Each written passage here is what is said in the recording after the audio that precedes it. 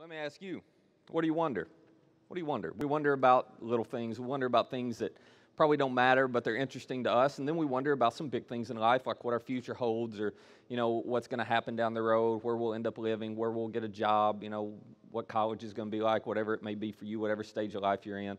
And then we wonder about some things that are not only big, but they're really meaningful, like they're really impactful, like they shape the entire direction and future of your life. We wonder about things like, am I living the life I was meant to live? What on earth am I here for? What's my purpose? Am I doing what I should be doing with my life? Am I making any difference? Am I living a life that I'm going to look back at one day and say, well, that was a great life. It was a great life. And I don't think that's by accident that we all wonder those things.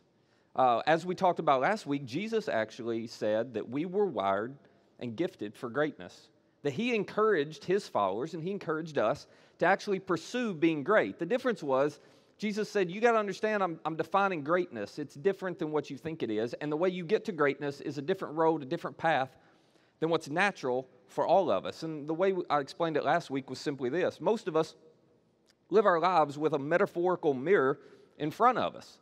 And we don't think of it this way. It's just natural to all of us. But we live our lives spending most of our time focused on ourselves. And every now and then I pay attention to you and I notice you and I kind of see what's going on in your world. But real quickly I get drawn back to the image in the mirror.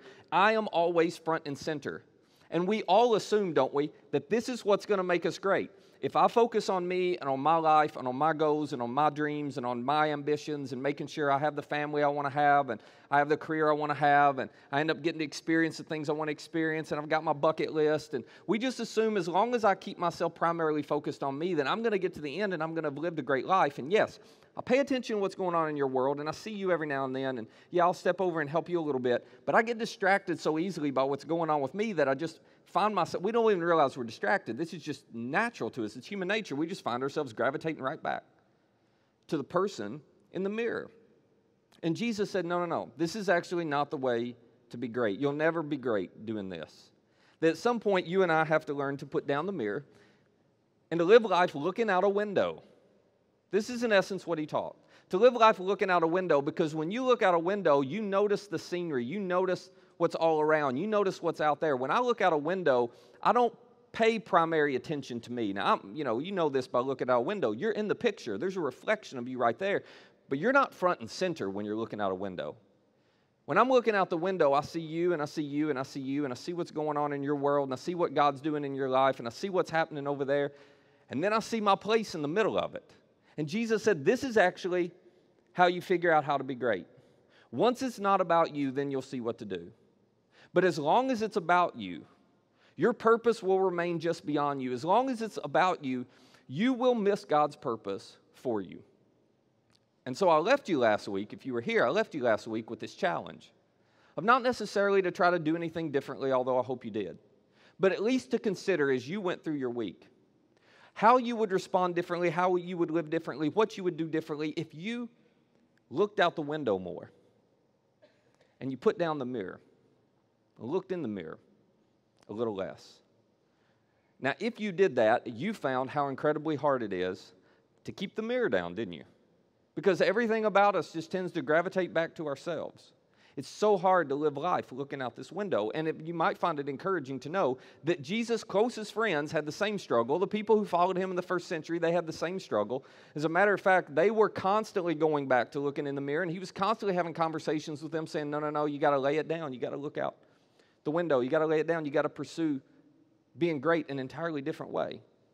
And he would have these conversations over and over, and they wouldn't get it. They wouldn't understand it. And part of the reason they didn't understand it is because they had bought into what we all buy into, this idea that prominence is a path to greatness. However you define prominence for you, that if I have these things, or I make this much money, or I get to this point in my career, or I know these kinds of people, or I'm married to this kind of person, or I have these kids, whatever, however you define prominence, that once you get those things settled in your own life, that you're going to be great. And they thought that too. As a matter of fact, they were under the illusion, like all the Jewish people were, that when the Messiah came one day, that he was going to overthrow the Roman occupying force in Israel at the time, and that Messiah wasn't just going to set up a kingdom in Israel, he was going to set up a worldwide kingdom. It was going to be world domination. He was going to rule the world forever. And these people who were Jesus' closest friends had moments, if you read the gospel accounts of Jesus' life, you'll see this. They had moments where they were certain he was a Messiah.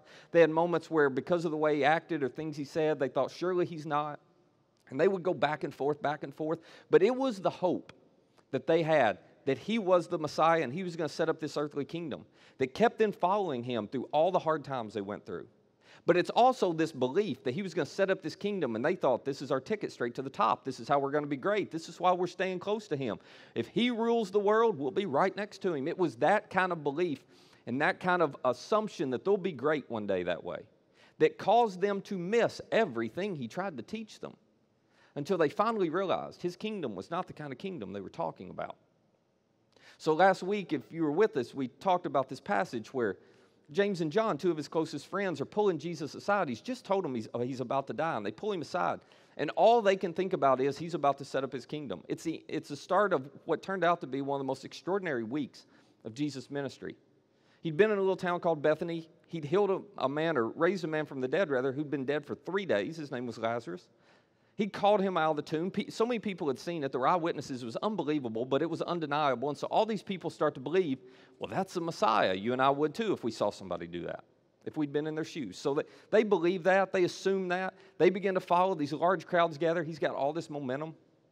And as they're on their way to Jerusalem, James and John are saying, hey, Jesus, can we have the top 2 positions next to you when you set up your kingdom? And it turns into a big argument among all of his friends. And Jesus has to sit them down and try to, explain to them, no, that's not how it works. But they don't get it. They don't understand it.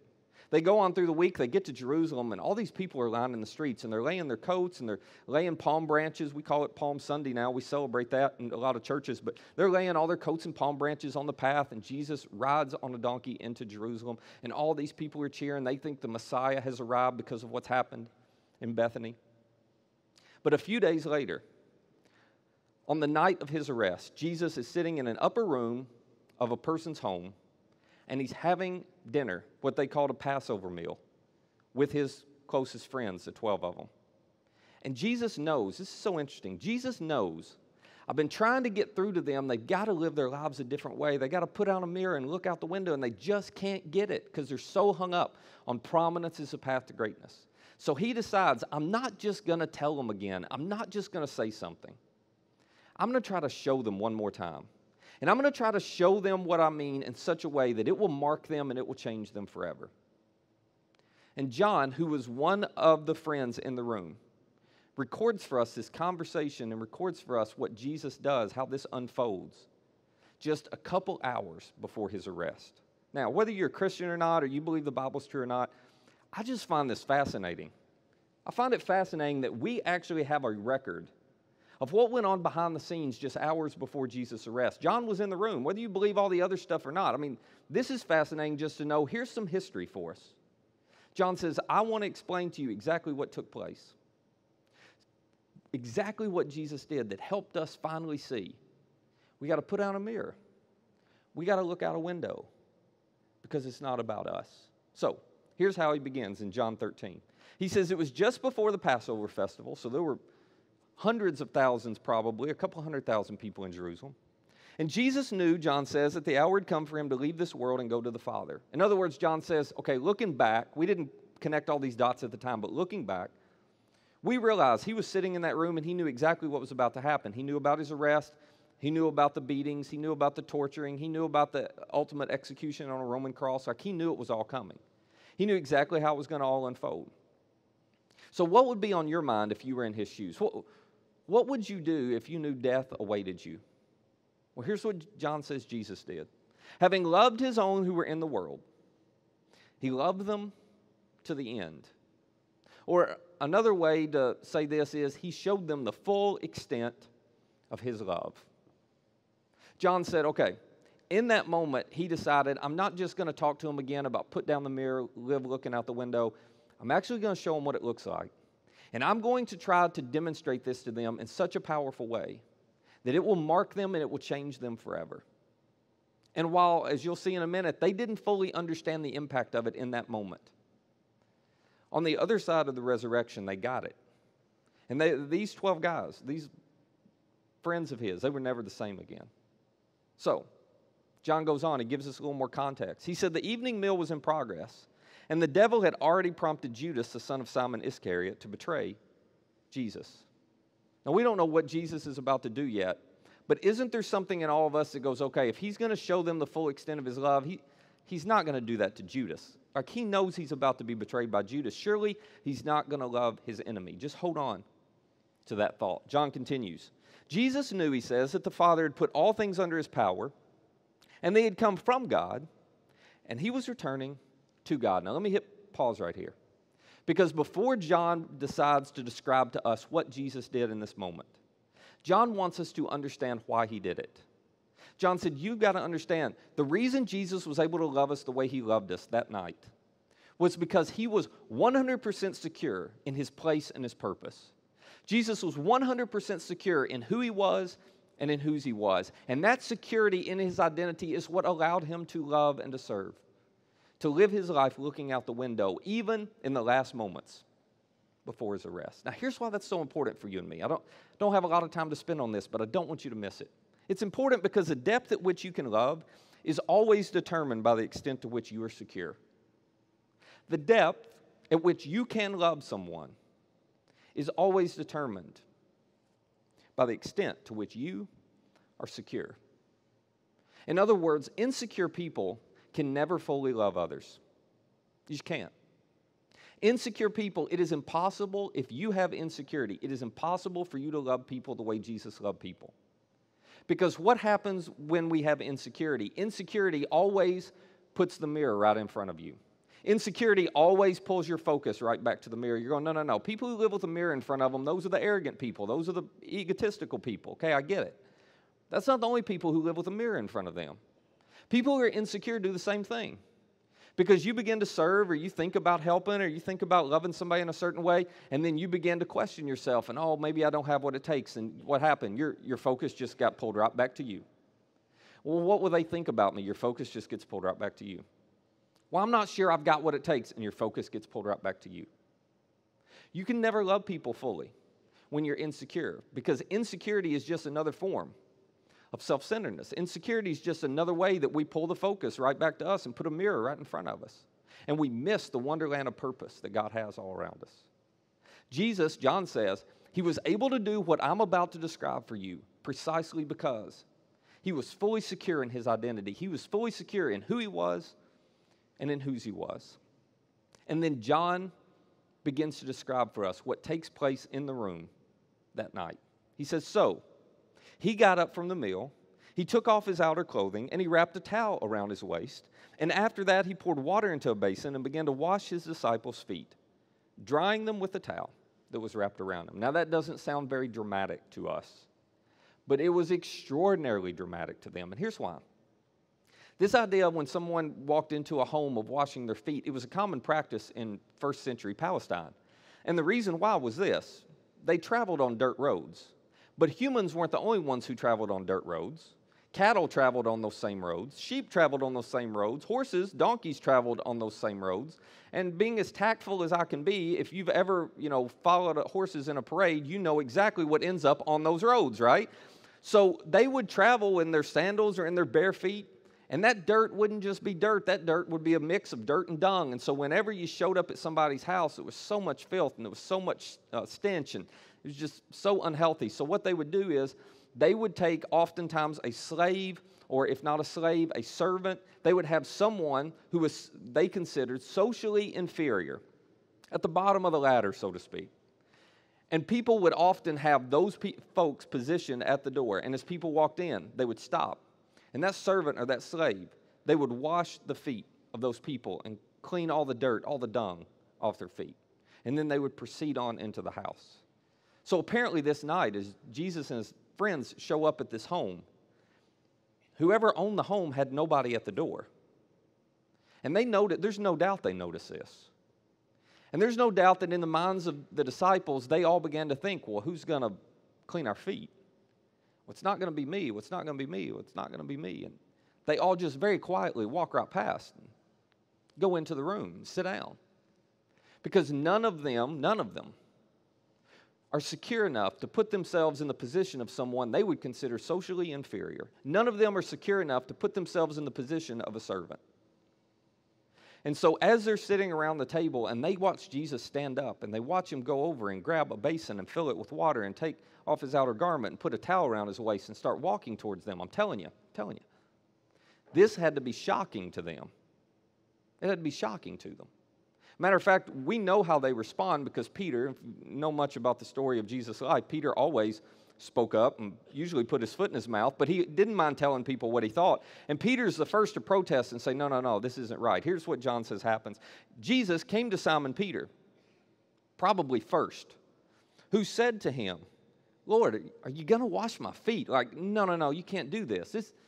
This is so degrading, so demeaning. There's no way you, of all people, should be doing this. I shouldn't be doing it either, but you definitely shouldn't be doing it. And Jesus replied, Peter, you don't realize now what I'm doing, but later you'll understand, which just feels like the comment he made all the time to them. Like, you guys don't get it. Hang on. One of these days it'll click with you. That's basically what he says. To which Peter says, no, you shall never wash my feet. And Jesus answered, unless I wash you, Peter, you have no part with me. Now, this was Jesus' way of saying, Peter, you still don't get it. You still don't get it. We just talked about this a week ago. I told you prominence is not the path to greatness. I told you prominence is not the path to significance. But you're still thinking it is. It's why you walked right by that basin of water and you weren't willing to pause and to wash the feet of all your friends. Because you are hung up on prominence. You're hung up on position. You're hung up on status. You're hung up on yourself. You're still living life with a mirror right in front of you. And we talked about all this. You're still, in essence, you were arguing then about who was going to have the best seats in my kingdom, and it's not even the way that kingdom works. But you were arguing about all that then, and you're still acting that way. So in essence, Jesus says, listen, I'm about to do something for you that demonstrates exactly what I taught you last week. Now, if you weren't with us last Sunday, we read this conversation Jesus had where he taught them this. Let me just read it to you again real quickly. Here's what Jesus had told them just 7 days before.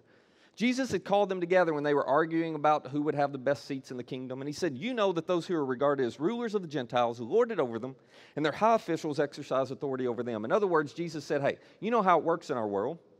The more power you have, the more position you have, the more status you have, the more prominence you have, the more people serve you. Naturally, people don't tend to serve others with their power and prominence. They want to be served. Everything revolves around them. It's all for their benefit.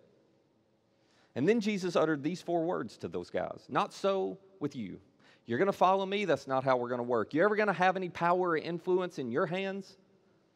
You're never to do it that way. Not so with you. Instead, whoever wants to become great among you must be your servant, and whoever wants to be first must be slave of all. And then Jesus adds this, for even the Son of Man did not come to be served, but to serve and to give his life as a ransom for many. In other words, I just want you to pay attention because I'm living my entire life in front of you, putting down a mirror, looking out a window, and focusing on the wonderland of purpose all around me. I'm living my entire life not focused on you. I'm focused on the you beside you.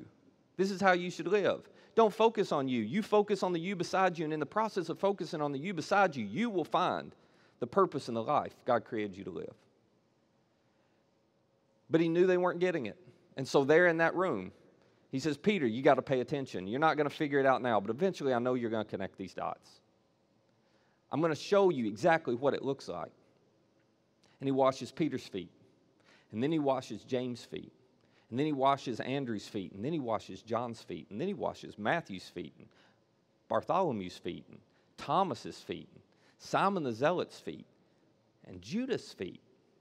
Judas, he knows he's about to be betrayed. It doesn't matter. He's going to love him anyway.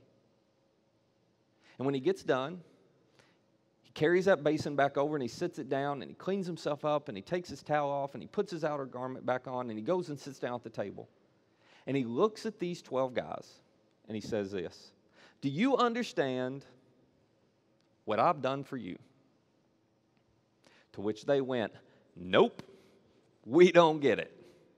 Nope, that was very demeaning and that was very degrading, and you of all people shouldn't be doing this, Jesus, because you're greater than all of us. Jesus says, okay, you're right. He goes on. He says, you call me teacher and Lord. You think I'm great, and rightly so, for that is what I am. I am who you think I am. But Now that I, your Lord and teacher, have washed your feet, you also should wash one another's feet. And then he says this, I've set you an example that you should do as I have done for you. You want to be great.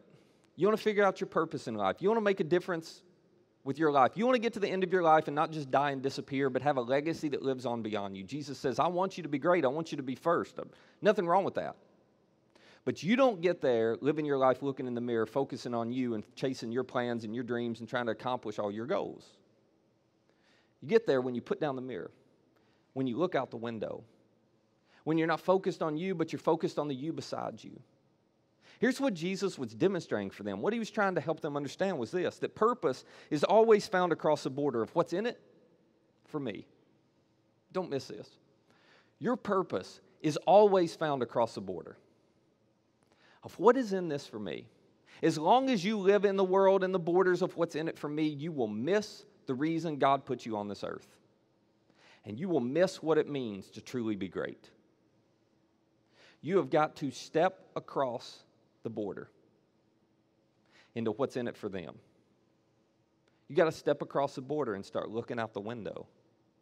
You got to step across the border and start figuring out how to put the needs and interests of other people before your own. Because prominence is not the path to greatness. Purpose is. Being served is not what makes you significant. Serving is actually the path to significance. And if you spend your whole life making it primarily about whatever you've got on your bucket list, the places you want to go, the amount of money you want to have in the bank, the career you want to have, the degree you want to get, the kind of person you want to marry, the kind of popularity you want to have, the kind of fame, whatever it is for you that you're chasing, it's going to leave you empty, and it's going to leave you unsatisfied. That kind of satisfaction and significance just doesn't last very long. It wears off quickly. If you want to find greatness, if you want to find purpose, it is found across the border of what's in it for me. It's when you begin to live your life looking out the window at the wonderland of purpose all around you. Once it's not about you, then you can see clearly God's purpose for you.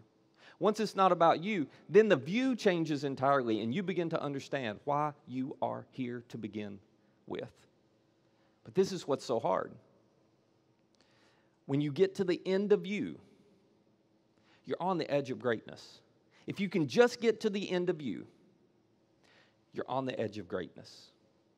But you got to step across the line, across the border of what's in it for me. That is what Jesus was demonstrating to them and to us on that night, just hours before his death. He wanted to do something that was so tangible they would never, ever, ever forget it. And they would love that way for the rest of their lives. And so John tells us, he continued on. And he said, very truly I tell you, no servant's greater than his master, nor is a messenger greater than the one who sent him. I know you don't want to do this, but he says, come on. If I'm doing it, you can't argue you shouldn't do it. I'm setting the example. He says, now that you know these things, you will be blessed if you do them. You'll be blessed if you do them. Now, if we could be honest for just a second, don't you know, come on.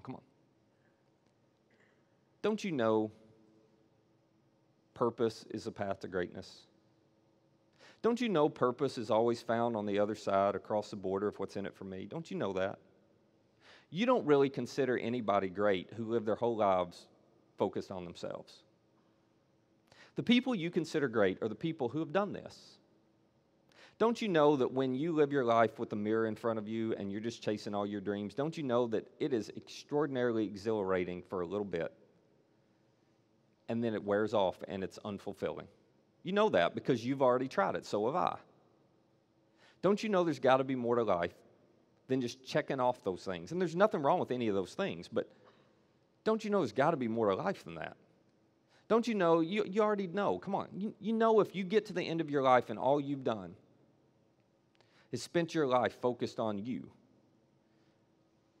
that you're going to have nothing to show for your life but you. Don't you know you're going to get to the end and it's going to be a bit disappointing? I mean, come on, you already know you are too small a purpose to live for. So why haven't you crossed the border of what's in it for me into the wonderland of purpose that God has for you? Why haven't you done that? Because that is hard to do. You know, but that's hard to do. And the difference between people who live great lives and those who don't, the people who live meaningful lives and those who are unfulfilled, the people who live significant lives and those who don't, the difference is not in what they know. The difference is in the doing. It's in the doing. You've got to choose to do something.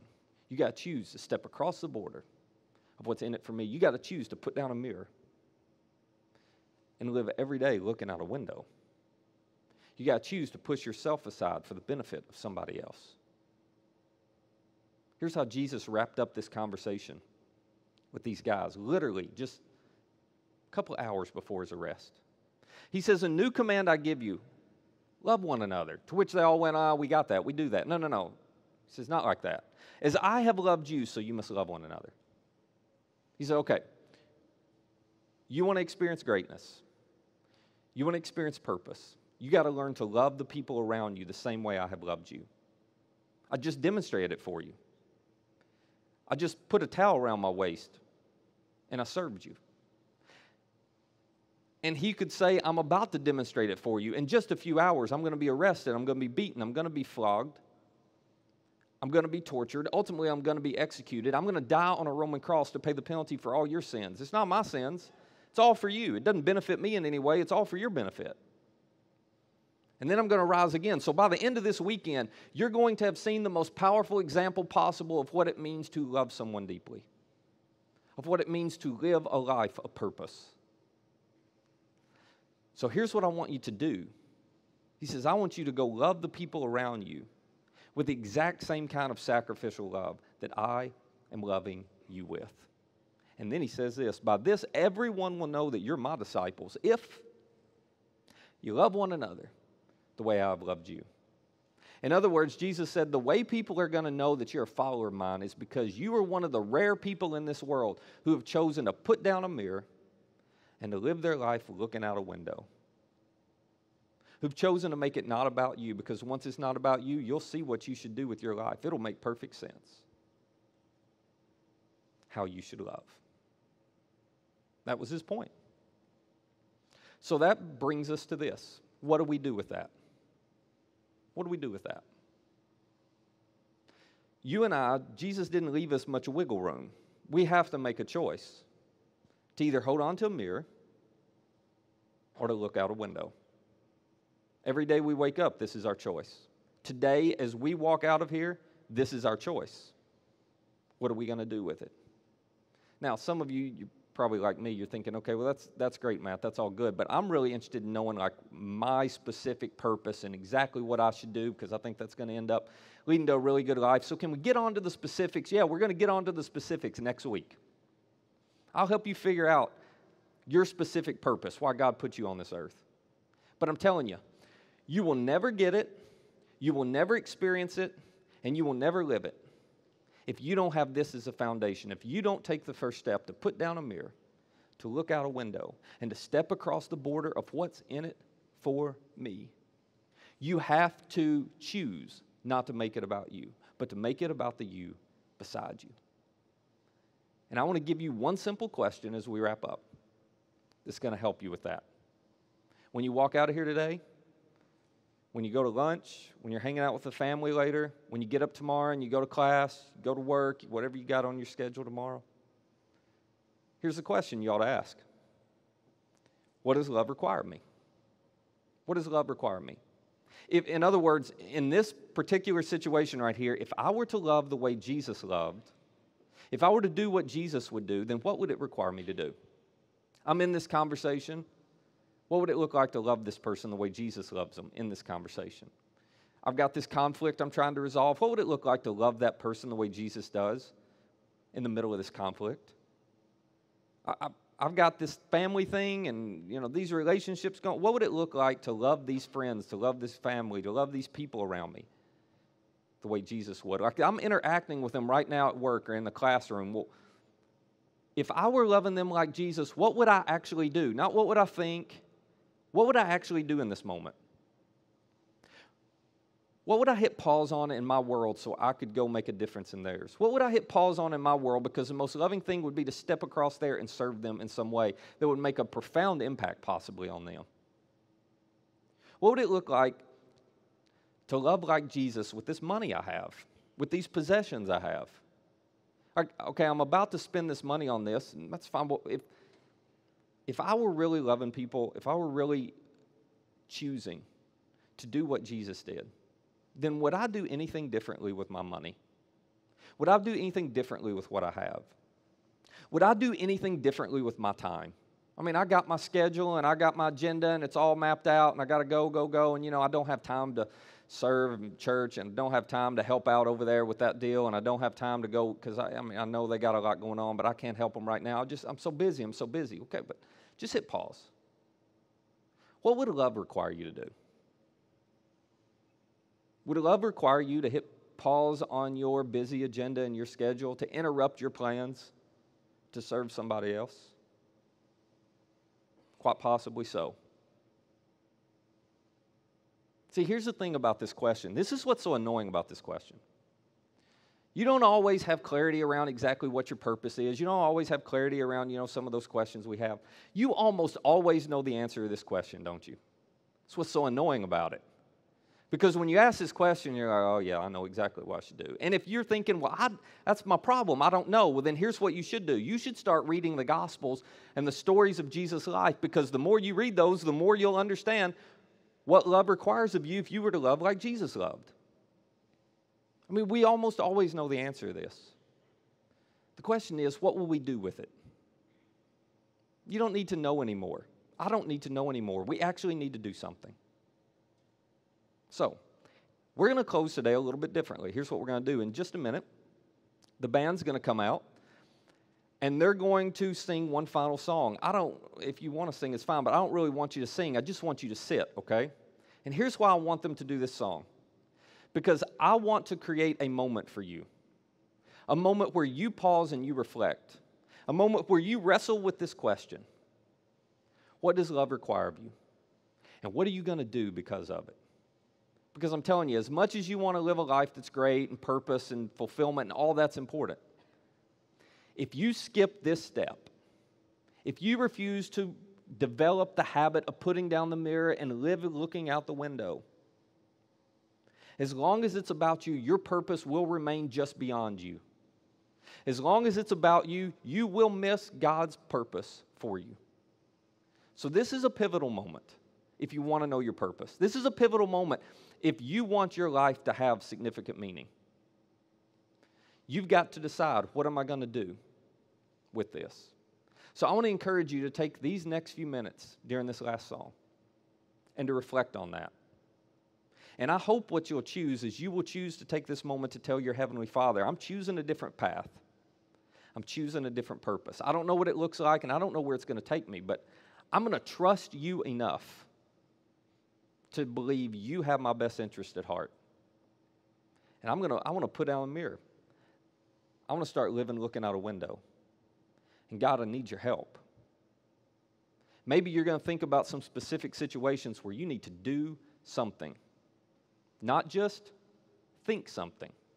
You need to walk out of here and do something because love requires it of you. I'm telling you, when you get to the end of yourself, this is so hard for us all, but when you get to the end of yourself, you get to the edge of greatness. You're bordering greatness. You just have to take a step across the border of what's in it for me. Let me pray for us. Father, first, I think we just want to pause and say thank you. Thank you for demonstrating this for us by sending your Son. Jesus, thanks for stepping across the border, stepping into our world where you had nothing to gain and everything to lose. Thanks for modeling for us, for showing us exactly what it looks like to live a life of purpose and meaning and significance. And yet it's such a hard step for us to take, to step across the border of what's in it for me. So over these next few moments, wherever we are in our faith journeys, whatever we believe, would you just help us to wrestle with this single truth of what does love require of me? Am I willing to go to the end of myself so I can be at the edge of something so much greater? And we pray all this in Jesus' name. Amen.